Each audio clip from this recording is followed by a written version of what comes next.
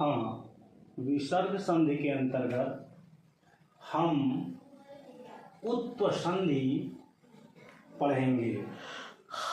उत्व संधि का सूत्र है अतो रोर प्लुतात् प्लुते, और इस सूत्र का अर्थ ये है कि अप्लुत अत से, अत मतलब आकार से, अप्लुत आ के बाद यदि रू हो और रू के बाद फिर आ वर्ण से बना हुआ शब्द हो तो इस रू का ऊ हो जाता है।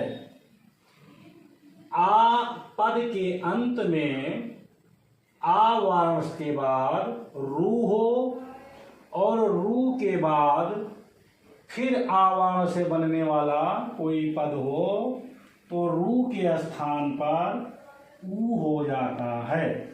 जैसे एक उदाहरण के द्वारा समझें।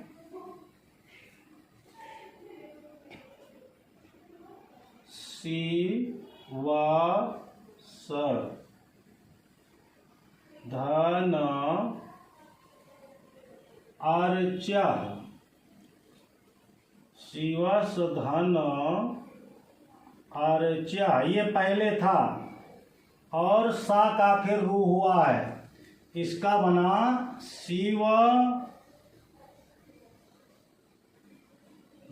रू धन अर्चाह,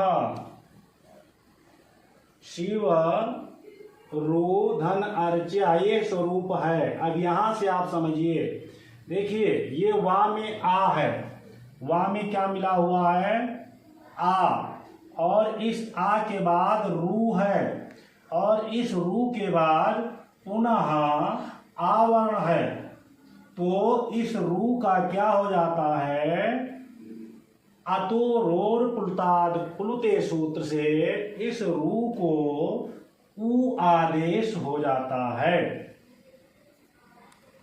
यदि आ के बाद वा में देखिए आ मिला हुआ है, आ के बाद रू है और रू के बाद पुनः आ आता है तो इस रू को ऊ हो जाता है। अब यहाँ इसका संधि होकर के पद बना शिवा धन ऊ धन अर्चाह, ये स्वरूप बना। और फिर शिव धन ऊ धन अर्चाह, अब यहाँ शिव में आ का और ऊ का ये गुण हो जाएगा, शिव में आ का और ऊ का गुण हो जाएगा, गुण संधि हो जाएगी। शिव में वा का आ और ये तो ये बन गया शिवो धन अर्चाह, ये स्वरूप बन गया।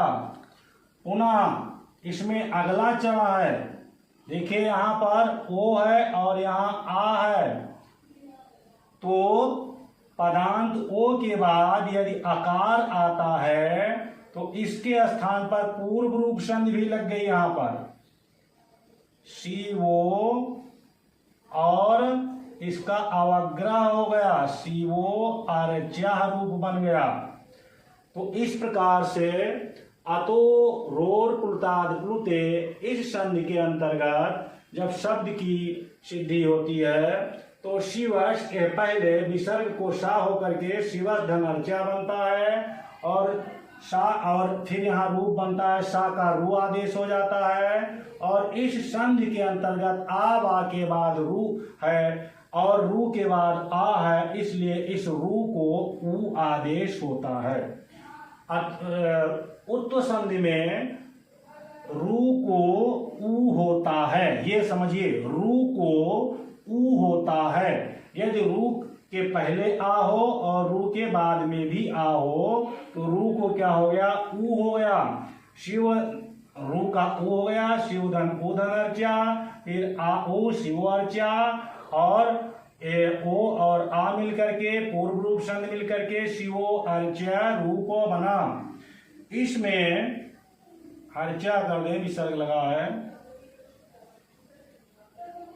इसमें एक तो ये अतो रोध प्लुताद प्लुते सूत्र से उत्त संधि हुई, और दूसरा इसमें क्या हुआ, गुण संधि भी हुई। आ और मिलकर के यहाँ दूसरा गुण संधि हुआ, और तीसरा पूर्व रूप संधि हुई। 3 संधियों का यहाँ पर प्रयोग होता है। यहाँ पर 3 संधियों का प्रयोग होता है। दूसरा उदाहरण देखें। दूसरा उदाहरण, वीरस धन अर्चा। वीरस धन अर्चा। यहाँ क्या होगा, देखिए, अब सकार को रू हो गया है पहले से, यहाँ से हम चलते हैं अर्चा। अब रू को देखिए, रा में आ मिला हुआ है, आ के बाद क्या आया है, रू आया है। तो अब रू को, और रू के बाद भी आया है वीर, तो रू का क्या हो जाएगा, ऊ हो जाएगा, धन अर्चा।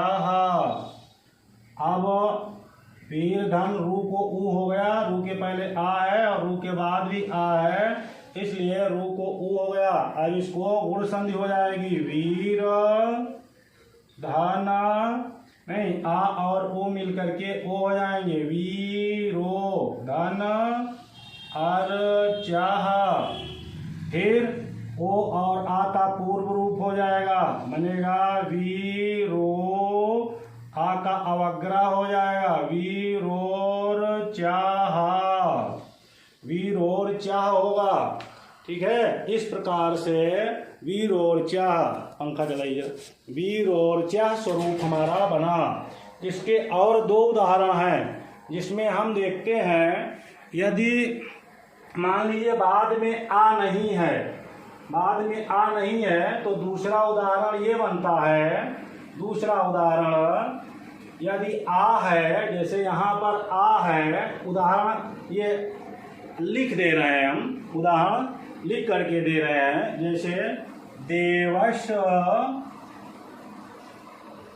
धन वंद्यः, देवस धन वंद्यः। अब यहाँ पर देखिए आप, देव, इसका स्वरूप क्या होगा, देव रू धन वंद्यः। यहाँ विसर्ग से सा बन करके देवस बना है, फिर ससजुखोरू से सा को रू आदेश हुआ, तो देव रू धन वंद्या हुआ। अब यहाँ से हमारी ये रुक्त संधि शुरू होती है। देखिए, रू के पहले आ है और रू के बाद यहाँ आ नहीं है, यहाँ क्या है, वाह है। और यहाँ कहा गया था आ के बाद, रू के पहले यदि आ है और रू के बाद आ है तो ऊ होगा, लेकिन रू के पहले आ, वाह में आ है, रू के बाद आ नहीं है, तो भी यहाँ पर ये उत्त संधि होगी, तो भी रू का ऊ होगा। ये हसिचा सूत्र से, हसिचा सूत्र से यदि रू के पहले आ है और रू के बाद हस प्रत्याहार के वर्ण है, हा या वा रा ला, इनमें से वर्ण है, तो इनमें से देखिए ये वा वर्ण है, हस प्रत्याहार का वर्ण है, तो भी यहाँ पर हमारा क्या होगा, अब ये उत्त संधि होगी और रू का क्या हो जाएगा, ऊ हो जाएगा, देव धन ऊ धन वंद्यः। अब फिर गुण हो जाएगा, गुण होकर के क्या होगा, देवो वंद्यः, आ और ऊ मिल गए, देवो धन वंद्यः। अब यहाँ पर यही स्वरूप बन जाएगा, यहाँ पूर्व रूप नहीं होगा, क्योंकि बाद में यहाँ स्वर आ अथवा ओ नहीं है, ये बनेगा देवो वंद्यः। इस प्रकार से आप देखते हैं, यदि आ वर्ण के बाद रू आता है, रू के बाद आ आता है तो ऊ हो जाएगा, और पद के अंत में आ आता है और आ के बाद रू नहीं, आ के बाद रू आता है, रू के बाद आ नहीं बल्कि हस प्रत्याहार का वर्ण आता है, इनमें से कोई भी, तो भी रू का क्या हो जाएगा, ऊ हो जाएगा। और अन्य उदाहरण है जिसको आप स्वतः कर सकते हैं, जैसे शिवस धन वंद्या, वहाँ पर शिवो वंद्या हुआ था और यहाँ शिवस धन वंद्या, यहाँ क्या होगा, उसी प्रकार से होता चला जाएगा, लेकिन यहाँ पर पूर्व रूप नहीं होगा, क्योंकि पूर्व रूप के लिए आपका पद में ये और ओ होना पद के अंत में जरूरी है, येंगा पदांतादति। तो यहाँ पर ना तो ये और ओ है, यहाँ पर पद के अंत में आकार होना चाहिए और ओ के बाद आकार भी होना चाहिए। यहाँ पर हमको क्या मिलता था, ओ के बाद आकार मिलता था, इसलिए यहाँ पर हुआ था, और यहाँ पर आकार नहीं मिला, इसलिए यहाँ पूर्व रूप संधि न हो करके शिव वंद्यः रूप हो जाएगा, शिवो वंद्यः रूप हो जाएगा। इसका हमारा क्या हो जाएगा, रू का ऊ और ऊ का शिवो वंद्यः, ये रूप बन जाएगा। इस प्रकार से हमने निष्कर्षता देखा कि यदि पद के अंत में आ हो, आ के बाद रू हो, रू के बाद आ हो, तो रू का ऊ हो जाता है। उत्त संधि का यही निष्कर्ष और नियम है।